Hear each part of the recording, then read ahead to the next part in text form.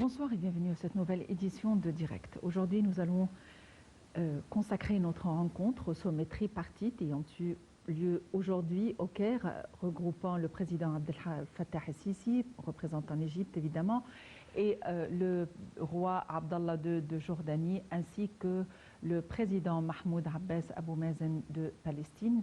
Ceci pour souligner le fait que la cause palestinienne est propulsée au devant de la scène arabe. La cause palestinienne est au cœur des priorités et est une cause centralisée au niveau des causes arabes importantes. Aujourd'hui, pour nous donner tous les éclaircissements possibles, et nous donner toutes les clarifications, nous avons le plaisir d'avoir avec nous au studio Dr Hicham Mourad, professeur de sciences politiques. Dr Hicham Mourad, bonsoir et bienvenue avec nous. Tout d'abord, quel est l'intérêt de ce sommet tripartite à l'heure actuelle, à ce moment tout précis? Bon, ce sommet, la date qui a été choisie pour tenir, bien sûr, est liée à la tenue prochaine de l'Assemblée générale des Nations Unies. Il y a une date importante puisque dans quelques jours aura lieu l'Assemblée générale. C'est bien sûr le rassemblement le plus important au niveau international, de la communauté internationale, qui débat des questions bien sûr diverses, y compris bien sûr les grandes causes ou les grandes questions internationales. Bien sûr, pour nous, État arabe, la cause palestinienne est en premier lieu l'une des causes principales. Donc, il fallait, bien sûr, avant la tenue de l'Assemblée générale des Nations Unies, et bien sûr, éventuellement le Conseil de sécurité, etc., il fallait que nous nous entendons sur les grandes lignes, comment on va présenter la question, comment on va aborder. Il faut unifier les positions. Pourquoi l'Égypte, la Palestine et la Jordanie? Parce que ce sont les pays les plus concernés, bien sûr. Je ne parle pas de la question, du président Abbas, qui bien sûr, qui tient la cause palestinienne, mais l'Égypte et la Jordanie, deux pays arabes voisins, de la Palestine, de la Cisjordanie et de la bande de Gaza. Ce sont les deux pays qui ont toujours soutenu la question palestinienne, qui a joué le rôle de mentor de la question palestinienne, notamment bien sûr l'Égypte avec la bande de Gaza, mais aussi la Jordanie qui également a le droit également de protéger les lieux saints de l'islam à Jérusalem. C'est la Jordanie qui tient ce rôle. Donc ce sont les deux premiers pays arabes qui sont concernés par la cause palestinienne. Et à la veille de cette réunion importante aux Nations Unies, il fallait unifier et voir comment on va présenter la cause, comment on va la défendre, avec quel interlocuteur il faut s'adresser, avec quel mécanisme, quelle proposition qu'on peut faire les États arabes pour qu'ils puissent faire avancer la question palestinienne auprès de la communauté internationale. Finalement, ce sommet démontre que la cause palestinienne est au centre des causes arabes. C'est une cause qui date de très loin et a subi énormément de métamorphoses, si on peut le dire, mais aussi beaucoup de complications. Quels sont les enjeux qui se posent à cette cause à l'heure actuelle? Bon, écoutez, la question palestinienne a toujours été la cause centrale, la question centrale des pays arabes. Bien sûr, comme vous le dites, ça date de très loin, de très longtemps, et de 1948. On fait, bien sûr, c'est la plus ancienne cause peut-être arabe qui existe jusqu'à aujourd'hui. Et bien sûr, les enjeux majeurs, c'est que, bien sûr, il y a une solidarité arabe, ça va de soi, les Palestiniens qui subissent une occupation militaire et des persécutions et en tout genre. Et il fallait que les États arabes, bien sûr, montrent une solidarité avec la cause palestinienne. Et sans cette solidarité, il est très difficile de voir ou de concevoir une solution à la cause palestinienne. Ça, c'est le premier lieu. Bien sûr, aussi, il y a une question d'intérêt aussi pour les États arabes qui sont voisins ou qui sont même lointains, mais en premier lieu, les États voisins, comme l'Égypte et la Jordanie, parce que la non-résolution ou la persistance de ce conflit entre Palestiniens et Israéliens risque aussi de déflagration sécuritaire et d'explosion sociale en Palestine qui vont, les deux, sécuritaires ou sociales, vont forcément, et de même conditions économiques très difficiles, vont se répercuter immanquablement sur les États voisins, c'est-à-dire l'Égypte, la Jordanie, mais ça peut être aussi également le Liban, la Syrie, etc. Donc, c'est par plus, il y a plusieurs considérations. Il y a les considérations d'intérêts nationaux de la part des États arabes voisins de la Palestine, car chaque détérioration possible ou la persistance de cette cause se répercute négativement sur ces États. Donc, ils se doivent d'essayer ou de résoudre ce problème. Et puis, bien sûr, il y a je dirais l'injustice historique qui se bat sur les Palestiniens et enfin, vis-à-vis desquels il fallait présenter, bien sûr, faire montre de solidarité vis-à-vis des Palestiniens. Donc, ça, c'est deux intérêts majeurs qu'il faut absolument mettre en tête. Et bien sûr, il y a un troisième peut-être intérêt, c'est qu'il y a un nouveau gouvernement israélien qui a été formé récemment, en mai, fin mai, quelque chose comme ça, et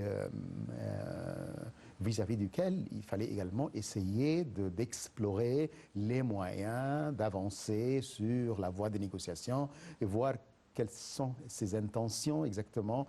Est-ce que ce gouvernement est éventuellement disposé à faire prendre quelques démarches en vue de résoudre ou d'alléger un peu le poids du blocus économique, etc. Donc, et ça, c'est également un troisième élément qu'il fallait prendre en considération et essayer de voir comment on peut faire bouger face à l'existence de ce nouveau gouvernement. Donc, il faut dire encore une fois que la déclaration finale de ce sommet tripartite ayant eu lieu au Caire aujourd'hui, regroupant le président égyptien Abdel Fattah el-Sisi, le roi Abdallah II de Jordanie et le président palestinien Mahmoud Abbas au siège du palais d'Al-Ittihadiyya, démontre que la cause palestinienne est au cœur des priorités des États arabes. Voyons les détails dans ce compte rendu. La déclaration finale du sommet égypto-jordano-palestinien a fait état des positions de soutien de l'Égypte et de la Jordanie envers le peuple palestinien frère et ses droits justes et légitimes, avec en tête l'établissement de son État indépendant et souverain sur les frontières du 4 juin 1967 avec El-Quds Est pour capitale. Les trois leaders ont affirmé leur rejet des mesures israéliennes illégales qui sapent la solution à deux États et menacent les opportunités d'instaurer la paix dans la région. Les trois dirigeants ont souligné la nécessité de préserver le statu quo historique et juridique d'El-Quds et ses lieux saints, islamiques et chrétiens, rejetant toutes les pratiques qui visent à porter préjudice à cette situation. Le sommet tripartite a porté sur les contacts et les actions récemment menées par les trois pays au niveau régional et international, notamment ceux qui visent à trouver un véritable horizon politique pour renouer avec des efforts efficaces, afin de résoudre le conflit sur la base des deux États en tant que seul moyen pour parvenir à une paix globale et juste, selon la déclaration finale. Ils ont également salué les efforts déployés par l'Égypte pour consolider la trêve et assurer la reconstruction de la bande de Gaza, appelant la communauté internationale à travailler pour atténuer la crise humanitaire dans la bande.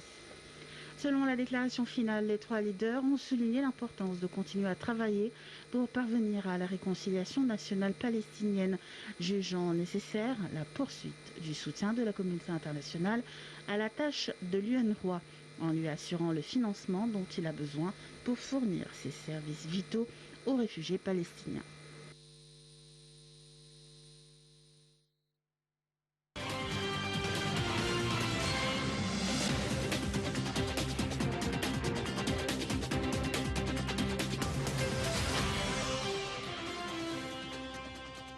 La tenue du sommet tripartite au Caire, regroupant le président égyptien, le roi hachémite et le président palestinien, a été précédée par des préparatifs des étapes ayant été entreprises par les dirigeants concernés essentiellement par cette cause. Docteur Hicham Mourad, quels sont les préparatifs qui ont été pris avant la tenue de ce sommet tripartite au Caire? Il y a eu plusieurs actions qui ont été en fait faites avant la tenue du sommet, à plusieurs niveaux. D'abord, le premier, il y avait la visite du chef du service de renseignement, le CIA, qui a été en Égypte, qui a été à Ramallah, en Palestine, et qui a été également à Tel Aviv, William Burns. qui est venu et qui a discuté également des moyens éventuels pour faire avancer. Ça, c'est, je dirais, chronologiquement. Et puis après, il y a eu également son homologue égyptien, le chef du service de renseignement égyptien, qui est allé également à Ramallah et à Tel Aviv, justement pour parler également des moyens de faire avancer, comment on peut faire avancer, vu qu'il y a à la veille de cette Assemblée générale, où il y a tous les chefs d'État qui sont là, etc., et trouver les moyens. Et puis il y a également la visite, la rencontre qui a eu lieu entre le président Mahmoud Abbas et le ministre de la Défense israélien, Benny Gantz, qui a eu lieu également récemment, à la suite duquel il y a eu quelques mesures d'allègement économiques qui ont été décidées par Israël concernant les impôts qu'ils retiennent, qui devraient normalement être versés aux autorités palestiniennes, l'entrée de biens, de construction, quelques mesures d'allègement un petit peu concernant les conditions de vie et de l'allègement du blocus. Donc il y a eu des rencontres diverses entre Américains, Palestiniens, Égyptiens, Israéliens, bien sûr, pour faire avancer un petit peu et voir comment on peut avancer éventuellement sur la voie des négociations. Donc, qui ont précédé le sommet tripartite, qui couronne un petit peu ces actions et ce balai, je dirais, diplomatique entre les États concernés, en attendant bien sûr essayer de pousser bien sûr ça au niveau supérieur, au niveau des chefs d'État, à l'occasion de l'Assemblée générale, parce qu'on imagine bien sûr qu'il y a des chefs d'État égyptiens éventuellement, ils n'ont pas encore annoncé est-ce qu'ils vont faire le déplacement à New York ou pas, mais on verra. Le roi de Jordanie, Mahmoud Abbas également, pareil, pour éventuellement faire des rencontres avec le président américain, et pas seulement le président américain, parce que en fait il y a une tendance au sein des Palestiniens, mais soutenue également par les pays arabes, de ne pas accorder le rôle exclusif aux États-Unis, mais d'essayer je dirais, d'internationaliser ou de faire participer d'autres parties internationales dans cet effort visant à résoudre la question palestinienne. Et notamment, donc, on parle maintenant de relancer le rôle du quartet international qui regroupe bien sûr les États-Unis d'Amérique, parce que ça va de soi, ils ont un rôle majeur vis-à-vis d'Israël surtout, mais aussi l'Union européenne, les Nations unies et la Russie. Bon, ce sont les quatre parties concernées par cet effort international. Docteur Hicham Mourad, vous avez bien mentionné que parmi les objectifs de ce tripartite, c'est de parvenir à une solution, de parvenir à une position unifiée face au côté américain ou à l'administration américaine. Quelle est la position du côté américain ou de l'administration américaine quant à cette cause à l'heure actuelle? Écoutez, l'administration américaine du président Joe Biden, il n'accorde pas un intérêt majeur à la question palestinienne. Et ça, on le voyait dans la campagne électorale du président américain.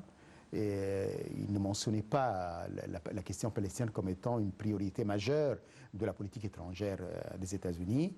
Et on le voit également après son intronisation, ou après son investiture en janvier dernier. Il n'y avait pas ni d'envoyé spécial, ni d'annonce d'initiative américaine, alors que d'habitude, les nouvelles administrations annoncent des initiatives et envoient des émissaires ou des envoyés spéciaux ou leur ministre des Affaires étrangères, le secrétaire d'État, etc. Or, ça n'a pas eu lieu. On n'a pas vu de telles démarches ou de telles initiatives de la part des États-Unis. Donc, la question palestinienne ne se trouve pas dans une place importante concernant les priorités américaines.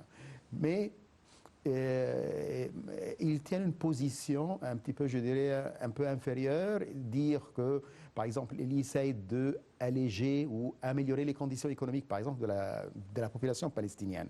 Et c'est pour cela, d'ailleurs, que William Burns est venu et il est passé en Israël, justement en demandant à Israël de prendre des mesures. Et d'ailleurs, à la suite de cette visite que le président Abbas a rencontré sur incitation des États-Unis, en poussant le ministre de la Défense pour rencontrer le président Abbas et annoncer à la suite de cette rencontre quelques allègements économiques. Et d'ailleurs, le Premier ministre israélien, Naftali Bennett, il était aux États-Unis, à Washington, récemment, il y a quelques jours, Et le président américain, à cette occasion, a réitéré la position américaine. Il n'a pas parlé, par exemple, de trouver une solution négociée, une solution pacifique à la cause palestinienne, mais il a insisté sur l'amélioration des conditions économiques des Palestiniens, l'allègement du blocus, essayer d'encourager les Israéliens à se mettre ensemble avec les Palestiniens, mais sans annoncer ou sans faire des pressions importantes sur Israël. Donc, les Américains, enfin les États-Unis, l'administration actuelle, voient un petit peu la question palestinienne d'un point de vue économique, humanitaire, c'est-à-dire améliorer les conditions économiques, etc., en reportant en faisant porter la responsabilité d'une éventuelle solution sur le dos des parties prenantes, c'est-à-dire parties prenantes israéliens et palestiniens directement, sans faire l'effort ou sans participation directe de la part des États-Unis. Ils sont prêts à encourager les parties prenantes, c'est-à-dire les Israéliens et les Palestiniens, à avancer, mais sans qu'ils prennent, eux, les Américains, une position de premier plan ou qu'ils annoncent des initiatives ou des plans visant à résoudre la question palestinienne. Ils se tiennent, je dirais, en deuxième position, en quelque sorte, pour encourager les parties prenantes à avancer sur cette voie. L'Égypte a toujours entrepris des démarches importantes, que ce soit pour une réconciliation inter-palestinienne entre Hamas et Fatah, que ce soit un soutien au niveau des frontières pour faire passer des blessés ou des personnes bloquées. Qu'est-ce que le côté palestinien attend à l'heure actuelle de l'Égypte? Car le président palestinien va très bientôt, lors de la tenue du secrétariat général des Nations Unies, dans sa prochaine édition, va donner un discours. Et d'habitude, il s'exprime au niveau de ses attentes de la part des pays arabes et surtout de la part de l'Égypte. À quoi ils s'attendent du côté égyptien? Bon, du côté égyptien, l'Égypte joue un rôle, je dirais, traditionnel, historique, de soutien à la cause palestinienne. Donc, la première chose, c'est qu'il demande, bien entendu, que l'Égypte poursuit ce rôle de soutien multiforme, comme vous avez bien souligné, c'est-à-dire au niveau humanitaire, l'ouverture du point de passage de Rafah, un soutien médical aux blessés, également, pas seulement au niveau également sécuritaire. L'Égypte intervient régulièrement et il est intervenu récemment, fin mai, quand il y a eu également des affrontements palestino-israéliens entre le mouvement Hamas et Israël dans la bande de Gaza. C'est elle qui est intervenue pour parvenir à un cessez-le-feu et à une sorte d'armistice entre les deux parties. Donc elle joue également sur ce niveau et pas seulement elle ne se situe pas au niveau seulement humanitaire mais également au niveau sécuritaire et aussi le niveau le plus important, le niveau politique aussi, pour essayer de faire avancer. On vient de citer maintenant la visite du chef du renseignement égyptien à Ramallah et à Tel Aviv, justement pour pousser les responsables israéliens à bouger un peu sur la question palestinienne. Docteur Hicham Mourad, nous allons poursuivre notre entretien tout de suite après cette pause. À tout de suite.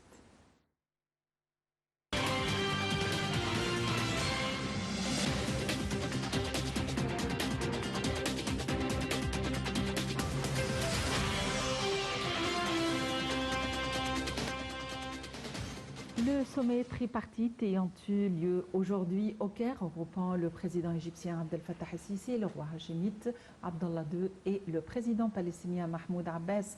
Quels sont les enjeux, quels sont les principaux axes de cet entretien, quels sont les objectifs? Nos éclaircissements sont avancés ce soir par notre éminente invité, Dr Hicham Mourad, professeur de sciences politiques. Docteur Hicham Mourad, avant notre pause, on évoquait le rôle égyptien multiforme vis-à-vis de la cause palestinienne. Donc, encore une fois, à quoi s'attendent les Palestiniens suite à ce sommet tripartite?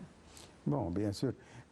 Ils s'attendent, comme toujours, à un soutien égyptien à leur position, à la position de l'autorité palestinienne représentée par le président Mahmoud Abbas. Donc, c'est-à-dire un soutien sur les positions concernant la Palestine, que tout le monde connaît, que tout le monde réclame depuis des décennies, c'est-à-dire l'établissement d'un État palestinien indépendant en Cisjordanie et dans la bande de Gaza, avec Jérusalem-Est comme capitale, dans sa position, et bien sûr l'allègement du blocus imposé par Israël depuis 2016 sur la bande de Gaza, et bien sûr la détérioration des conditions de vie des Palestiniens, donc une amélioration des conditions de vie palestiniennes. Bien sûr, il y a des restrictions qui sont imposées sur l'autorité palestinienne, sur la bande de Gaza, etc. Donc l'allègement de ces conditions restrictives qui se répercute sur la population palestinienne et qui risque, bien sûr, une explosion sociale, etc. Donc, je peux aller un peu plus loin. Bien sûr, il y a beaucoup de détails concernant. Par exemple, récemment, il devait y avoir des élections palestiniennes fin mai, si je me souviens bien des dates, et y compris à Jérusalem-Est. Or, Israël a refusé, a interdit toute élection à Jérusalem-Est. Et c'est pour cette raison que les élections législatives palestiniennes ont été reportées sine die, c'est-à-dire à une date ultérieure, puisque les Palestiniens insistent à ce que, bien sûr, Jérusalem-Est soit représenté dans les élections palestiniennes. Et puisque les Israéliens ont interdit toute élection, bien sûr, on connaît bien sûr les raisons, eux et les Israéliens réclament tout le Jérusalem unifié comme capitale de leur État, alors que ce n'est pas seulement les Palestiniens, mais la communauté internationale ne reconnaît pas Jérusalem-Est comme faisant partie de la capitale d'Israël.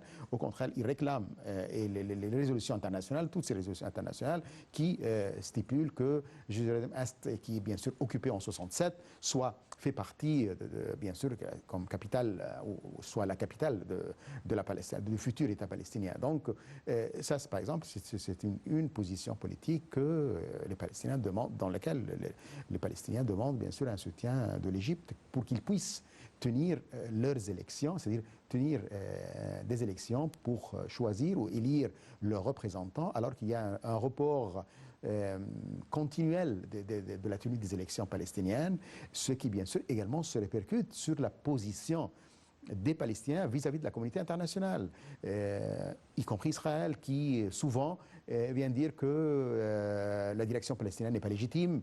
Elle est là depuis très longtemps, alors qu'ils ne tiennent pas des élections. Et pareil pour les Américains aussi, qui sont les alliés d'Israël, et qui disent qu'il faut tenir des élections pour qu'il y ait une légitimité. Et cette légitimité, bien sûr, renforce la représentativité de la direction palestinienne vis-à-vis de la communauté internationale et améliore son image de marque aussi. Dire que c'est une direction qui est choisie, élue par la population palestinienne, ça renforce bien entendu sa représentativité et renforce sa position vis-à-vis de la communauté internationale quand il réclame des positions claires en faveur de la cause palestinienne. Or, il y a des restrictions, il y a des interdits israéliens qui retardent et qui fait exprès, bien entendu, en grande partie. Effectivement, le peuple palestinien tente de retrouver sa légitimité internationale à tous les niveaux. Voyons les détails dans ce compte rendu. Lors de l'entretien avec le président palestinien Mahmoud Abbas au palais de l'Ittihadiyya, le président Abdel Fattah el-Sisi a souligné l'importance de la conjugaison de tous les efforts dans la période à venir afin de soutenir la position palestinienne envers le règlement politique et la reprise des négociations, ainsi que la consolidation de la trêve entre les parties palestiniennes et israéliennes, parallèlement à la réalisation de l'unité du rang palestinien via l'achèvement du processus de réconciliation et de consensus entre toutes les forces et factions palestiniennes, le soutien à l'autorité palestinienne et à son rôle dans la bande de Gaza, ainsi qu'à l'amélioration des conditions humanitaires, de vie et économiques dans la bande. Le porte-parole de la présidence, l'ambassadeur Bassem Rodi, a indiqué que la rencontre avait porté sur les derniers développements de la cause palestinienne et du processus de paix au Moyen-Orient.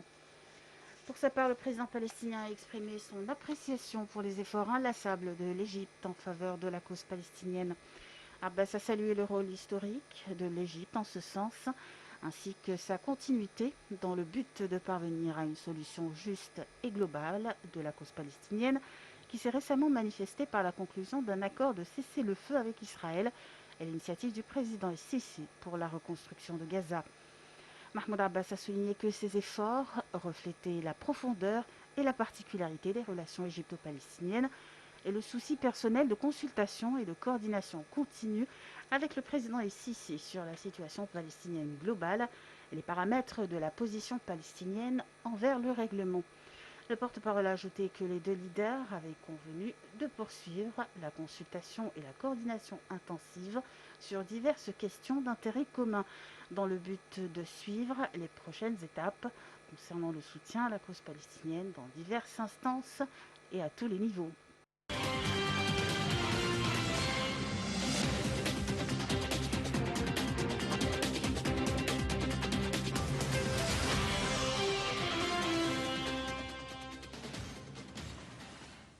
La cause palestinienne est une cause qui perdure depuis des décennies. À quoi s'attendent les Palestiniens suite à ces maintes efforts alors que cette cause est internationalisée? Docteur Hicham Mourad, c'est une cause qui perdure depuis des décennies. Tout d'abord, est-ce qu'on peut dire que c'est la cause ou la problématique la plus longue? Est-ce qu'on peut lui attribuer ce qualificatif? C'est la cause la plus compliquée, c'est la plus longue au niveau des causes déjà par lesquelles les pays arabes sont déjà passés? Oui, c'est l'une des causes les plus compliquées, les plus difficiles à résoudre et les plus anciennes, hein, parce que ça date, je dirais, presque, même avant, je dirais pas la création, avant les indépendances de plusieurs États arabes. Hein. En 1948, il n'y avait pas beaucoup d'États arabes qui existaient, qui ont obtenu déjà, qui ont existé bien sûr avant, mais qui ont obtenu leur indépendance. Hein. L'Égypte en 1952, bien sûr l'Égypte c'est différent, elle avait déjà une indépendance un peu plus tôt, mais en tout cas, pour plusieurs pays arabes, c'est une cause qui date de très longtemps. Bien entendu, il est passé par des étapes, hein, 48, mais 67 après, parce que 48 c'est une étape et il existait encore la Cisjordanie et la bande de Gaza qui étaient encore indépendants, en tout cas sous la supervision des États pays voisins, l'Égypte d'un côté et la Jordanie. Mais bien sûr, c'est une question qui est très compliquée et très ancienne, et compliquée parce que, pour beaucoup de raisons, parce qu'il y a également je dirais, les dimensions religieuses, spirituelles, et bien sûr qui se mêlent avec. C'est pas une question seulement sur, c'est pas un conflit sur des terres seulement, hein, terres parce que des terres qui regorgent par exemple de ressources naturelles, etc. Non, pas du tout. C'est pas ça. Il y a la dimension religieuse et spirituelle et qui fait que, qui complique beaucoup. Vous avez deux représentants de deux religions différentes, la religion juive, la religion islamique et chrétienne, qui se disputent une terre qui a une signification religieuse pour les trois religions, donc pour les adeptes des trois religions. Donc ça complique énormément la question. Et puis il y a également ce qui complique aussi, c'est que c'est pas seulement les Juifs qui sont installés en Palestine, c'est pas seulement les Juifs qui sont nés dans cette région, mais qui venaient, qui émigraient de l'Europe à la suite, bien sûr, de la Seconde Guerre mondiale et qui étaient soutenus par les puissances européennes pour justement résoudre la question juive qui s'est posée pendant la Seconde Guerre mondiale et la persécution, etc., du fait du régime nazi et qui persistait comme étant une solution alternative aux problèmes qu'ils ont rencontrés en Europe. Et ce soutien a rajouté une dimension encore supplémentaire à la difficulté de résoudre le problème. Les Juifs ont eu une sorte d'injustice en Europe et pour résoudre cette injustice, ils l'ont déplacé, les puissances européennes ont soutenu le déplacement de ce problème vers le monde arabe ou vers le Moyen-Orient. C'est également une dimension également supplémentaire, et c'est-à-dire il y a un facteur international qui est venu avec bien sûr la présence bien sûr des puissances européennes. À l'époque, ils étaient les grandes puissances de l'époque. Ce n'est plus comme aujourd'hui, mais ils étaient les puissances dominantes de l'époque. Donc cette dimension internationale également a rajouté à la difficulté de résoudre le problème. Et qu'en est-il à la dimension géopolitique? Est-ce que c'est un bâton dans la roue du Proche-Orient? Oui, c'est un petit peu également cette dimension a été dès le départ, existé dès le départ, mais a été renforcée, enracinée plus tard. Bien sûr, on sont revenus trop à l'histoire, mais on connaissait bien sûr la période de Gamal Abdel Nasser, le socialisme, le panarabisme, l'unité arabe, etc. Et la présence d'un pays comme Israël, qui est complètement exogènes, complètement étrangères à la composition sociale et historique et linguistique de la région, bien sûr, empêcher, c'était un obstacle majeur à, je dirais, à l'accomplissement de ce rêve, entre guillemets, ou de solidarité arabe ou d'unité arabe. C'était bien sûr y jouer ce facteur Israël, l'existence d'Israël implantée en terre arabe, jouer un rôle majeur en faveur et au bénéfice des puissances occidentales, bien entendu. Donc, ce rôle persiste, enfin, existe toujours aujourd'hui, bien entendu. Effectivement. Et donc, pour que ce sommet tripartite ait lieu, le chef de l'État a reçu évidemment le roi hachémite. Et donc, voyons plus d'éclaircissements concernant cette réception, concernant le voyage du roi hachémite au Caire. Le président Abdel Fattah el-Sisi a reçu jeudi le roi Abdallah II de Jordanie. Le porte-parole de la présidence de la République a déclaré que Monsieur le Président a salué les relations fraternelles solides entre l'Égypte et la Jordanie et leur épanouissement à divers niveaux, exprimant son aspiration à les renforcer au profit des intérêts des deux pays et peuples frères, que ce soit au niveau bilatéral ou dans le cadre du mécanisme de la coopération tripartite avec l'Irak, notamment sur les plans économiques et commerciaux. De son côté, le roi jordanien a exprimé la profonde appréciation de la Jordanie pour l'Égypte au niveau officiel et populaire et sa fierté des liens élargis entre les deux pays frères, ainsi que de l'évolution des relations au niveau du mécanisme de la coopération tripartite avec l'Irak. De même, le roi Abdallah II a souligné le souci jordanien de bénéficier des efforts de développement de l'Égypte dans tous les domaines, à travers l'échange d'expériences et de développement global et dans les grands projets nationaux mis en œuvre en Égypte. Le porte-parole a déclaré que la réunion a été témoin de l'examen des relations bilatérales globales entre les deux pays, satisfaisant du niveau de coordination entre les deux parties, tout en soulignant l'importance de renforcer les relations économiques et d'augmenter les échanges commerciaux au niveau des relations politiques et des liens historiques qui unissent les deux peuples frères, ainsi que le renforcement de la coopération entre les autorités compétentes des deux pays pour faire face aux répercussions de la pandémie de Covid-19. Au cours des entretiens, on a également examiné les derniers développements dans la région, en particulier la situation au Liban. On a de même échangé des points de vue concernant l'évolution du processus de paix au Moyen-Orient et la coordination existante entre les deux pays frères dans ce contexte, où le roi de Jordanie a loué les efforts égyptiens inlassables pour stabiliser le cessez-le-feu entre les deux parties palestiniennes et israéliennes, ainsi que l'initiative de l'Égypte pour la reconstruction de la bande de Gaza. D'autre part, les deux parties ont souligné l'importance d'intensifier les efforts internationaux dans le but de relancer le processus de paix et de reprendre les négociations visant à régler la crise palestinienne sur la base des résolutions de la légitimité internationale.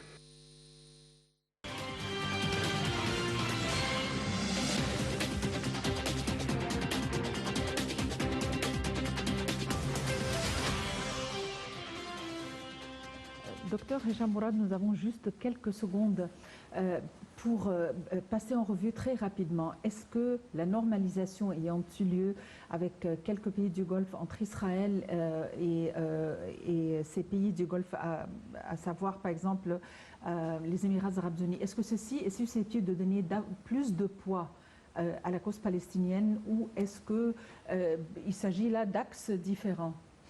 Écoutez, c'est possible. C'est-à-dire, cette normalisation peut éventuellement aider si on l'utilise comme moyen, comme outil pour faire avancer la cause palestinienne. Ici, il s'agit essentiellement d'investissement économique, essentiellement, bien sûr, et normalisation politique. On peut utiliser ça comme levier, c'est-à-dire pour faire pression sur Israël, pour faire avancer. Israël obtient des bénéfices clairs, économiques, en investissement, etc. Et en contrepartie, on peut leur demander aux Israéliens de avancer sur le plan politique avec les Palestiniens. Il faut que ça soit présenté comme ça, il faut que ça soit utilisé à cette fin. À ce moment-là, si on l'utilise de cette façon, oui, on peut faire avancer éventuellement la cause palestinienne sur le plan politique, bien sûr. Si on utilise ce levier, cet outil économique d'investissement, etc., de cette façon. Mais si on ne l'utilise pas de cette façon, bien sûr, Israël bénéficiera bien sûr de cet outil économique sans contrepartie.